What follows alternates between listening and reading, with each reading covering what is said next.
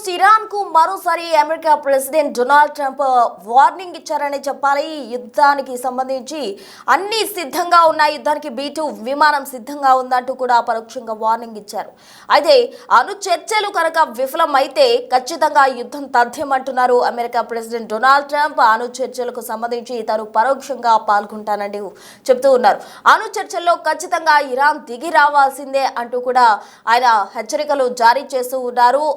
Geneva కేంద్రంగా ఇరాన్తో America అణు చర్చలు జరుపుతూ ఉంది. ఈ నేపథ్యంలో చర్చల్లో తాను పరోక్షంగా పాల్గొంటాను అంటూ అమెరికా ప్రెసిడెంట్ డొనాల్డ్ ట్రంప్ అంటున్నారు. ఇప్పటికే ఇరాన్ను అమెరికా యుద్ధ నౌకలు చుట్టుముట్టిన పరిస్థితి, ఏ క్షణమైనా దాడికి సిద్ధంగా ఉన్న ఫైటర్ జెట్లు ఉన్నట్టు కూడా చెప్తూ ఉన్నారు. ఇరాన్ విదేశాంగ మంత్రి అబ్బాస్ అరాగ్చి నేతృత్వంలో ఈ చర్చలు జెనీవా కేంద్రంగా కూడా జరగబోతున్నాయి. అయితే అణు చర్చల్లో ఖచ్చితంగా ఇరాన్ దిగి రావాల్సిందే అంటూ కూడా అమెరికా ప్రెసిడెంట్ డొనాల్డ్ ట్రంప్ అంటూ ఉన్నారు. మరి ఇరాన్ దిగి వస్తుందా? ఒకవేళ అణు చర్చలు విఫలమైతే యుద్ధం తథ్యమన్న విధంగా కూడా ట్రంప్ వార్నింగ్ ఇస్తున్నారు. కాబట్టి ఇరాన్ సిద్ధంగా ఉందా, ఇరాన్ ఏ సిచ్యువేషన్లో ఉంది అన్నదానికి సంబంధించి వివరాలు మనం లోతుగా తెలియాల్సి ఉంది. మొత్తంగా ఇరాన్కు మరోసారి ట్రంప్ వార్నింగ్ ఇచ్చారు. గతంలో జరిగిన చర్చలు విఫలమయ్యాయి. అప్పుడు కూడా డొనాల్డ్ ట్రంప్ చెప్పారు, చర్చలు విఫలమైతే కనుక యుద్ధం తప్పనిసరి అన్న విధంగా కూడా చెప్పిన పరిస్థితి. మరి మరోసారి ఇరాన్కు హెచ్చరికలు జారీ చేశారు అమెరికా ప్రెసిడెంట్ డొనాల్డ్ ట్రంప్. అణు చర్చలు విఫలమైతే యుద్ధం తప్పదని కూడా ఆయన హెచ్చరిస్తూ ఉన్నారు. యుద్ధానికి ఇప్పటికే B-2 స్పిరిట్ విమానం రెడీగా ఉందంటూ కూడా వార్నింగ్ ఇచ్చారు. మరి ఇరాన్ అణు చర్చలకు దిగి వస్తుందా, లేకపోతే చర్చలు విఫలమైతే ఎదుర్కొనేందుకు సిద్ధంగా ఉందా? ఎటువంటి పరిస్థితుల్లో ఇరాన్ ఉంది? అటు డొనాల్డ్ ట్రంప్ ఇప్పటికే చెప్తూ ఉన్నారు, అణు చర్చల్లో తాను పరోక్షంగా పాల్గొంటాను అని చెప్పి. మరి ట్రంప్ రెడీగా విమానాలు ఉన్నాయి, ఫైటర్ జెట్స్ ఇప్పటికే ఇరాన్ను చుట్టుముట్టాయన్న విధంగా కూడా వార్నింగ్ ఇస్తున్నారు. మరి ఇరాన్ దిగొస్తుందా అన్న దానికి సంబంధించి ఒక ఉత్కంఠ అయితే నెలకొందనే చెప్పాలి. మొత్తంగా ఇదే అంశానికి సంబంధించి ట్రంప్ అసలు మాట్లాడడం జరిగింది. ఆయన మాటల్లోనే విందాం ఏమన్నారు. They want the consequences of not making a deal. They want to make a deal. What are you expecting from these Iran talks in Geneva tomorrow? So I'll be involved in those talks indirectly, and they'll be very important. We'll see what can happen. It's been typically Iran's a very tough negotiator. They're good negotiators, or bad negotiators. I would say they're bad negotiators because we could have had a deal instead of sending the B-2s in to knock out their nuclear potential, and we had to send the B-2s. I hope they're going to be more reasonable. They want to make a deal. Have you been told that a deal is next to impossible? No, I think they want to make a deal. I don't think they want the consequences of not making a deal. They want to make a deal. What are you expecting from these Iran talks in Geneva tomorrow? So I'll be involved in those talks indirectly, and they'll be very important. We'll see what can happen. It's been typically Iran's a very tough negotiator. They're good negotiators, or bad negotiators. I would say they're bad negotiators because we could have had a deal instead of sending the B-2s in to knock out their nuclear potential, and we had to send the B-2s. I hope they're going to be more reasonable. They want to make a deal. Have you been told that a deal is next to impossible?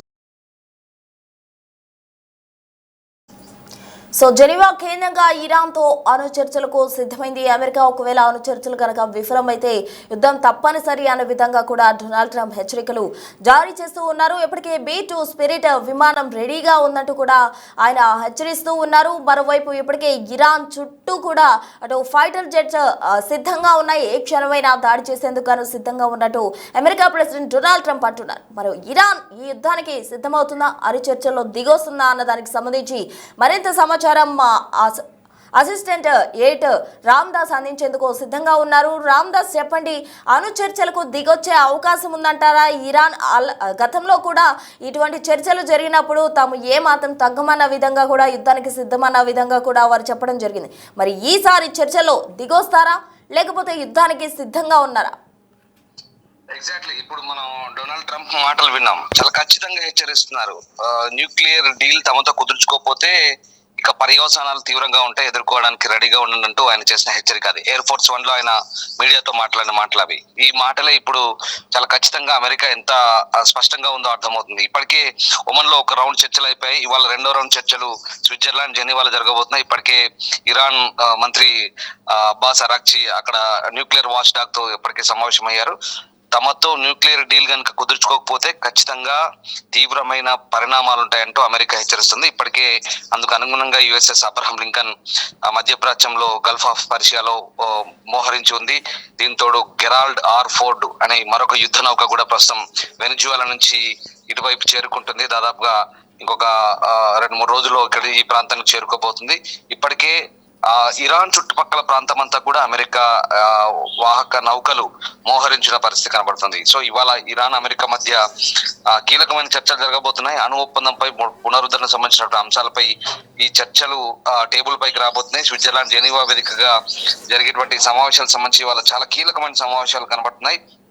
At the same time America బృందం కూడా చర్చలకు సిద్ధమైంది. అయితే president Trump మాత్రం పరోక్షంగా చర్చల్లో పాల్గొంటున్నట్టుగా కూడా స్పష్టం చేసిన పరిస్థితి. ఇప్పుడు ఈ చర్చల ఫలితాలపైన అంతర్జాతీయంగా ఒక ఉత్కంఠ కొనసాగుతుంది. ఒకవేళ చర్చలు కనుక విఫలమైతే ఖచ్చితంగా మళ్ళీ మధ్యప్రాచ్యంలో అంటే పశ్చిమాసియాలో పరిస్థితులు చేదాటిపోయే అవకాశం అయితే చాలా క్లియర్ గా కనిపిస్తుంది. ఎందుకంటే దీనికి ముందే మార్కో రూబియో అమెరికా విదేశాంగ మంత్రి కూడా చాలా క్లియర్ గా హెచ్చరికలు జారీ చేశారు. ఒప్పందం కనుక ఇరాన్ తో అంత ఈజీ ఏం కాదు, ఒకవేళ ఒప్పుకోకపోతే కనుక చాలా దారుణంగా ఉంటాయట ఆయన కూడా హెచ్చరించిన పరిస్థితి.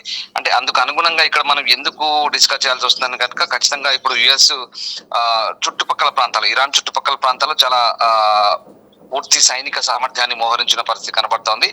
ఇరాన్ సమీపంలో ఇప్పటికే ఇరాన్ పై ఒత్తిడి తెచ్చేందుకు యుఎస్ఎస్ అబ్రహం లింకన్ స్థానం అక్కడ ఉన్నట్టుగా మనకు చాలా క్లియర్ గా అర్థమవుతుంది. అది చాలా 3 గైడెడ్ మిసైల్స్ ఉన్నాయి, డిస్ట్రాయర్స్ ఉన్నాయి, తర్వాత స్ట్రైక్ గ్రూప్ సంబంధించినటువంటి ఇది ఒక అబ్రహం లింకన్ F-35 ఫైటర్స్ తో సహా 90 విమానాలు, అలాగే దాదాపు 5,680 మంది సిబ్బందిని తీసుకెళ్తుంది. దాదాపు గల్ఫ్ ప్రాంతంలో ఇది మోహరించింది. కానీ మొన్నటి వరకు శాటిలైట్ లో కనిపించలేదు. ఇప్పుడు తాజాగా అంతర్జాతీయ మీడియా మొత్తం చెప్తుంది ఏంటంటే ఇప్పుడు శాటిలైట్ లో ఉపగ్రహ చిత్రాలు కనిపిస్తుంది. ఇరాన్ కు చాలా దగ్గరగా ఉంది అది. అలాగే జెరాల్డ్ ఆర్ ఫోర్డ్ అనే మరొక యుద్ధ నౌక కూడా ప్రస్తుతం మిడిల్ ఈస్ట్ చేరుకుంది. ఇది ప్రపంచంలోనే అతిపెద్ద యుద్ధ నౌక. దాదాపుగా ఒక కదిలే యుద్ధ క్షేత్రం లాంటిది. దాదాపు 80 యుద్ధ విమానాలు ఉంటాయి. అందులో ఇంధనం నింపుకోకుండా ఒక 2 దశాబ్దాల పాటు అంటే ఒక 20 సంవత్సరాల పాటు కూడా ప్రయాణించేటువంటి సామర్థ్యం ఉంది. దాదాపు 1,00,000 టన్నుల బరువు ఉంటుంది. చాలా ప్రమాదకరమైంది. ఎంత దారుణమైన డెస్ట్రాయర్ అంటే ఇక ఆ యుద్ధ నౌక వెళ్ళి విధ్వంసం తప్ప ఇంకే ఉండదు. అంత దారుణమైన విధ్వంసం ఉంటుంది. ఇప్పటికే వెనిజువేలా మీద అటాక్ చేయడానికి కూడా అది ఆల్రెడీ ఆ ప్రాంతంలో మోహరించింది. ఇప్పుడు అక్కడి నుంచి ఇటువైపు వస్తుంది. సో ఇట్లాంటివన్నీ కూడా చుట్టూ మోహరించినాయి. అంతేకాదు ఇక చాలా ప్రాంతాల్లో మనకు తెలిసిందే అమెరికన్ ఎయిర్ బేస్లు ఎక్కడెక్కడ ఉన్నాయి. జోర్డాన్ లో ఉన్నాయి, ఈజిప్ట్ లో ఉన్నాయి, ఖతర్ లో ఉన్నాయి, కువైట్ లో ఉన్నాయి, అబుదాబిలో ఉన్నాయి. ఈ ప్రాంతాలు అన్ని చోట్ల ఉన్నాయి. అన్ని చోట్ల కూడా దాదాపుగా ఇప్పటికైతే అమెరికన్ సంబంధించినటువంటి డెస్ట్రాయర్లు, పోరాట నౌకలు, ఫైటర్ జెట్లు అంతా కూడా రెడీగా ఉన్నాయి, సిద్ధంగా ఉన్నాయి. సో అమెరికా ఈ ప్రాంతంలో ఇప్పుడైతే యూరోపియన్ సెంటినెల్-2 ఉపగ్రహం నుంచి తీసినటువంటి ఈ ఛాయాచిత్రాలన్నీ కూడా అంతర్జాతీయ మీడియా కథనాలు చాలా క్లియర్ గా చెప్తున్నాయి. అమెరికన్ సెంట్రల్ కమాండ్ కూడా ప్రస్తుతం కొన్ని రిలీజ్ చేసింది. ఈ ప్రాంతంలో ఇప్పటికే తాము రెడీగా ఉన్నట్టు చెప్తున్న పరిస్థితి కనబడతా ఉంది. సో ఇవన్నీ కూడా ట్రాక్ చేస్తున్నారు ఎప్పటికప్పుడు. ప్రస్తుతం ఈ పరిస్థితులు ఏంటనేది ట్రాక్ చేస్తా ఉన్నారు. అలా మరోవైపు గల్ఫ్ లోని బహ్రెయిన్ నావల్ స్టేషన్ లో కూడా ప్రస్తుతానికి ఇవన్నీ కూడా సిద్ధంగా ఉన్నాయి. కొన్ని అటువైపు రావడానికి సిద్ధంగా ఉన్నాయి. మరోవైపు తూర్పు మధ్యధరా సముద్రం, ఎర్ర సముద్రంలో కూడా మరొక 2 డెస్ట్రాయర్లు సిద్ధంగా ఉన్నట్టుగా అమెరికా చెప్తుంది. సో ఇవన్నీ మనకు ఈ పరిణామాలన్నీ కూడా ఏంటంటే ఇరాన్ చుట్టూ ఇప్పుడు నేను చెప్తున్న ప్రాంతాలన్నీ కూడా ఇరాన్ చుట్టూ మోహరించిన 4 వైపులా ఏ ఒక్క వైపు కూడా కనీసం దారి లేని పరిస్థితి, ఇరాన్ కు తప్పించుకునే పరిస్థితి. అట్లని చెప్పేసి ఇరాన్ కూడా తక్కువ అంచనా అమెరికా ఎయిర్ బేస్లు ఎక్కడెక్కడైతే ఉన్నాయో ఆయా ప్రాంతాలన్నింటి కూడా వాళ్ళు టార్గెట్ పెట్టున్నారు. ఎందుకంటే దాని తగ్గట్టుగా ఇప్పటికే వాళ్ళు హర్మూజ్ జలసంధి అంటారు. హర్మూజ్ జలసంధి అనేది చాలా కీలకమైన వాణిజ్య రవాణా మార్గం. ఈ హర్మూజ్ జలసంధిలో ఇప్పటికీ ఇరాన్ కూడా సైనిక విన్యాసాలు చేస్తుంది. ఇరాన్ రెవల్యూషనరీ గార్డ్స్ ఎవరైతే ఉన్నారో IRGC గార్డ్స్ వాళ్ళంతా కూడా అక్కడ క్షిపణులు, గైడెడ్ క్షిపణులు, వాళ్ళు కూడా సైనిక సంపత్తితో ఆ ప్రాంతం అంతా కూడా సైనిక బలగాలతో మోహరించి అక్కడ వాళ్ళు కవాతు చేస్తున్న పరిస్థితి కనబడుతుంది. సో ఈ మొత్తం పరిస్థితులని మనం ఒక్కసారి అంచనా వేస్తే కనుక ఇవాళ జెనీవాలో జరిగే ఈ అణు ఒప్పందం ఏదైనా సక్సెస్ కాకపోతే కనుక ఖచ్చితంగా మళ్ళీ తీవ్రమైన పరిణామాలు ఉంటాయనేది మనకు చాలా క్లియర్ గా అర్థమవుతుంది. సో మొత్తం మీద ఇటు జోర్డాన్ లో కూడా అదే పరిస్థితి. జోర్డాన్ లో మునాఫాక్ సైనిక స్థావరం నుంచి కూడా F-15 బాంబర్స్ అలాగే EA-18 యుద్ధ విమానాలు కూడా అమెరికా రెడీ చేసింది.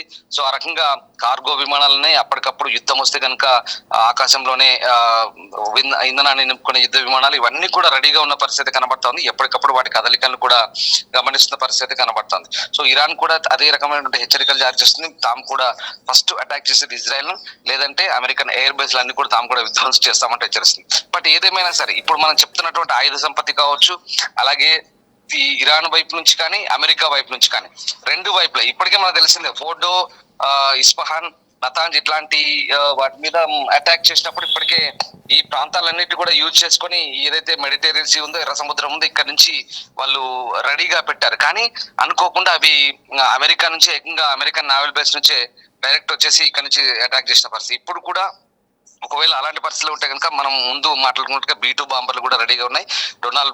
ప్రెసిడెంట్ డొనాల్డ్ ట్రంప్ కూడా అదే హెచ్చరిస్తున్న పరిస్థితి. సో ఓవరాల్ గా ప్రస్తుతం ఉన్న సిచ్యువేషన్ లో ఇరాన్ అమెరికా పరిణామాలు కనుక ఎటు దారితీస్తాయని మాత్రం ప్రపంచం అంతా ఆసక్తిగా గమనిస్తుంది. మరి ఇవాళ జెనీవాలో జరిగే ఈ సమావేశాలు ఎంత సక్సెస్ అవుతాయి లేదనేది తేలాల్సింది.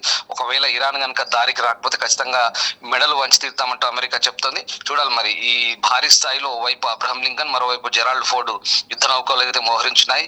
దీంట్లో దాదాపు వందల సంఖ్యలో వాహక నౌకలు, ఫైటర్ జెట్లు అయితే మోహరించున్నాయి. ఏ క్షణమైనా అవసరమైతే ప్రెసిడెంట్ ట్రంప్ ఒక్కసారి సైగ చేస్తే వెళ్లి విధ్వంసం సృష్టించేందుకు రెడీగా ఉన్నాయనేది మనకి పరిణామాలు బట్టి అర్థమవుతుంది. At the same time Iran కూడా అంతే సన్నద్ధంగా ఉన్నట్టుగా మనకు అర్థమవుతుంది. ఒకవేళ చర్చలు కనుక సఫలం కాకపోతే ఈ పరిస్థితులు తలెత్తొచ్చు. బట్ నిన్న ఇరాన్ ఒక అడుగు మెట్టు కిందికి దిగి తాము అమెరికాతో ఒప్పందానికి సిద్ధంగా ఉన్నాం, కానీ తమపై ఆంక్షలు ఎత్తివేయాలంటూ ఇరాన్ కోరుతుంది. మరి ఇరాన్ కోరినట్టుగా అమెరికా ఆంక్షలు ఎత్తివేస్తుందా, లేదా అమెరికా కండిషనల్ గా తమతో బేషరత్తుగా చర్చలకు దిగి రావాలి, ఒప్పుకోవాలి, తాము చెప్పినట్టే వినాలంటే కనుక ఇది సయోధ్య కుదిరే అంశంగా కనిపించట్లేదు. సో ఏదేమైనా ఇవాళ జెనీవాలో జరిగే సమావేశాలు అయితే ఒక కొలిక్కి వస్తే కనుక మధ్య ప్రాచ్యంలో ఖచ్చితంగా శాంతి అయితే ఉంటుంది, లేదంటే కనుక ఒక రకమైన విధ్వంసకర పరిస్థితులు మళ్ళీ మనం చూసే అవకాశం అయితే కనిపిస్తుంది. రామ్దాస్, ఇరాన్ ఆయుధ సంపద గురించి గతంలో కూడా మనం చూసాము. ప్రపంచ దేశాలకు కూడా ఇరాన్ ఆయుధ సంపత్తికి సంబంధించి తెలుసు.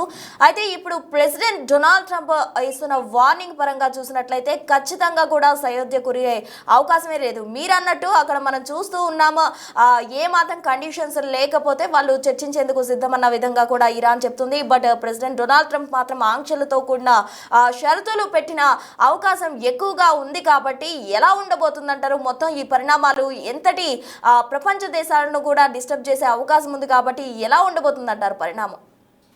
డెఫినెట్ గా ఇరాన్ కోరుతుంది ఏంటంటే తమపై ఉన్నటువంటి ఆంక్షలు ఎత్తివేయాలి. ముఖ్యంగా ఇరాన్ పై ఉన్నటువంటి వాణిజ్య ఆంక్షలు కావచ్చు, లేదంటే యుద్ధకు సంబంధించినటువంటి ఆంక్షలు కావచ్చు, రాజకీయపరమైన ఆంక్షలు కావచ్చు, ఇవన్నీ కూడా అమెరికా విధిస్తూ వస్తుంది. ఆ ఆంక్షలన్నీ కూడా అన్కండిషనల్ గా ఎత్తివేస్తే తాము ఈ అమెరికాతో ఒప్పందాన్ని కుదుర్చుకునే సిద్ధంగా ఉన్నామని చెప్తుంది. కానీ అమెరికా ఇరాన్ చెప్పినట్టు వింటుందా అనేది ఇక్కడ పెద్ద ప్రశ్న, $1 బిలియన్ ప్రశ్న. అమెరికా తను అనుకున్నది సాధించేందుకు ఎంతకైనా తెగిస్తుంది అనేది మనకు తెలిసిందే. ఇప్పటికే నికోలస్ ముదురోను అదుపులోకి తీసుకోవడానికి వెనిజువెలాలకు వెళ్ళిన తీరు, అక్కడ అతన్ని క్యాప్చర్ చేసిన తీరు, ఇదంతా మనం ప్రపంచం అంతా చూసిందే. అంతేకాదు గ్రీన్లాండ్ స్వాధీనం చేసుకోవడానికి కూడా ఎందుకు వెనకాడము, ఎంతకైనా తెగిస్తామని చెప్పి ట్రంప్ ఇచ్చిన స్టేట్మెంట్లు, ఈవెన్ నాటో దేశాలతో కూడా పోరాటానికి సిద్ధంగా ఉన్నట్టు ఆయన ఇచ్చినటువంటి సంకేతాలు, ఇవన్నీ కూడా మనం చూస్తున్న పరిస్థితుల్లో ఇరాన్ చెప్పినట్టు అమెరికా వింటుందా అనేది మాత్రం సందేహాస్పదంగానే కనిపిస్తుంది. ఒకవేళ చర్చలు ఇవాళ పరోక్షంగా ప్రెసిడెంట్ ట్రంప్ చర్చల్లో పాల్గొంటున్నారు జెనీవా వేదికగా. అక్కడ న్యూక్లియర్ వాచ్ డాగ్ అనే సంస్థ ఉంది. మరి వాళ్ళు గనుక మధ్యవర్తిత్వంతో ఈ చర్చలు జరుగుతున్నాయి. ఈ యురేనియం శుద్ధికి సంబంధించి ఇరాన్ కార్యకలాపాలను నిలిపివేసి వాళ్ళ న్యూక్లియర్ ప్లాంట్లు ఏవైతే ఉన్నాయో అవి పరిమిత స్థాయిలో మాత్రమే తమ అవసరాలకు మాత్రమే వినియోగించుకుంటాం, ఇతరత్ర వినియోగించుకోము అని ఖచ్చితమైన హామీ ఇస్తే కనుక ఇది సక్సెస్ అయ్యే అవకాశం ఉంది. At the same time Israel మాత్రం వ్యతిరేకిస్తుంది చర్చల్ని. ఇజ్రాయెల్ మొదటి నుంచి కూడా ఒకటే చెప్తుంది, అసలు ఇరాన్ దగ్గర మొత్తానికి యురేనియం అనేది ఉండకూడదు, మొత్తానికి అక్కడి నుంచి వాటిని తొలగించాలంటూ చెప్తుంది. ఎందుకంటే ఇజ్రాయెల్, అమెరికా, బ్రిటన్ ఇవన్నీ కూడా ఒకటే కోరుకుంటున్నాయి, ఇరాన్ దగ్గర అసలు విధ్వంసకరటువంటి అణ్వాయుధాలు మొత్తానికి ఉండదు చెప్తోంది. బట్ ఇరాన్ ఆ అంశానికి ఒప్పుకుంటుందా లేదా అని చూడాలి. ఒకవేళ అన్నిటికీ ఒప్పుకొని తలగితే కనుక ఎలాంటి డ్యామేజ్ అనేది మనకి ఇక్కడ కనిపించదు. బట్ ఇరాన్ కనుక బెట్టు విడకపోతే కనుక ఖచ్చితంగా భారీ స్థాయిలో డ్యామేజ్ ఉండే అవకాశం కనిపిస్తుంది. కనీవిని ఎరగని స్థాయిలో ఈసారి, ఎందుకంటే గతంలో జరిగిన యుద్ధ సన్నాహాలకు ఇప్పటి యుద్ధ సన్నాహాలకు కనుక పోలిస్తే కనుక అంతర్జాతీయ మీడియా కథనాలు కూడా అదే చెప్తున్నాయి. భారీ స్థాయిలో ఉపగ్రహాల ద్వారా వాళ్ళకి అందినటువంటి నివేదికల ఆధారంగా ఇంత స్థాయిలో ఇంత పెద్ద మొత్తంలో వాహక నౌకల్ని అట్లాగే డెస్ట్రాయర్స్ ని ఒక క్యారియర్ స్ట్రైకర్స్ ని వీటిని మోహరించడం, ఇంత పెద్ద స్థాయిలో మోహరించడం ఇదే మొదటిసారి చెప్తున్నారు. ఒకవేళ వాటన్నిటిని కనుక యూటిలైజ్ చేసి వినియోగిస్తే కనుక భారీ విధ్వంసం అయితే తప్పేలా కనిపించట్లేదు. సో ఏదేమైనా ఇరాన్ ఎలా ఉండబోతుంది, తర్వాత పర్యవసానాలు ఎలా ఉంటాయి, పరిస్థితులు ఎలా ఉంటాయి అనేది ఇరాన్ తీసుకునే నిర్ణయం మీద ఖచ్చితంగా ఆధారపడి ఉంటుందని మనకు అర్థమవుతుంది. Right, thank you Ramdas. So మొత్తంగా అణు చర్చల్లో ఇరాన్ దిగి రావాల్సిందే అన్న విధంగా కూడా ట్రంప్ ఆంక్షలు అయితే ఉన్నాయి. ఒకవేళ ఇరాన్ కనుక దిగి రానట్లయితే పరిణామాలు తీవ్రంగా ఉంటాయంటూ కూడా ఆయన హెచ్చరిస్తున్నారు. ఇప్పటికే ఇరాన్ మొత్తం కూడా ఫైటర్ జెట్లు చుట్టుముట్టాయంటూ ట్రంప్ హెచ్చరిక జారీ చేశారు. అటు B-2 స్పిరిట్ విమానం కూడా యుద్ధానికి సిద్ధంగా ఉందని ట్రంప్ హెచ్చరిస్తూ ఉన్నారు. మరి ఇరాన్ దేశాధ్యక్షులు దిగి వచ్చే అవకాశం ఉందా అణు చర్చల్లో? అటు ఇరాన్ దిగొస్తుందా లేదంటే దిగి రాకపోయినట్లయితే పరిణామాలు ఏ విధంగా ఉండబోతున్నాయి అనేది అందరికీ అర్థమయ్యే సిచ్యువేషన్. ఎందుకంటే ఇరాన్ ఆయుధ సంపత్తి కూడా ప్రపంచ దేశాలకు తెలిసిన పరిస్థితి అయినప్పటికీ కూడా చర్చలు విఫలమైతే డొనాల్డ్ ట్రంప్ ఇప్పటికే అటు సైన్యాన్ని అంతా కూడా అటు ఇరాన్ చుట్టూ మోహరించారు. ఫైటర్ జెట్స్ను కూడా ఏర్పాటు చేశారు. కాబట్టి యుద్ధ తీవ్రత ఎంతలా ఉంటుంది, ప్రపంచ దేశాలను సైతం ఇది ఇంపాక్ట్ చేసే అవకాశం ఎక్కువగా కనిపిస్తుంది. మరి అణు చర్చల్లో ఇరాన్ దిగి వస్తుందా లేకపోతే యుద్ధానికి సిద్ధమన్న విధంగా కూడా మాట్లాడుతుందా అన్నది వేచి చూడాలి.